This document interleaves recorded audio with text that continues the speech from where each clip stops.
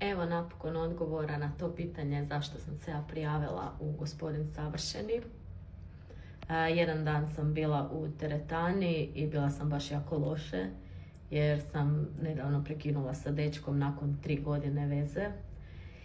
I vrtim TikTok u pauzi od 2 serije i dođe mi neki video od prošle sezone i rekao, ovo je to što meni sada treba u životu. Upisala sam u Google prijave Gospodin Savršeni, ispunila obrazac i eto, prijavila se. Stalno dobivam komentare slične ovome, da vani mogu naći momka kako hoću, da šta sam išla tamo. Ja vani nisam uspjela pronaći Gospodina Savršenog, iskreno nisam ga aktivno ni tražila, a mislim da ne zaslužujem ništa manje ni od Gospodina ni od Savršenog. I onda sam odlučila otići linijom manjeg otpora, to jest da ga neko drugi nađe za mene, to jest RTL. A sada jesu li oni uspjeli u tome ili ne, morat ćete gledati još malo.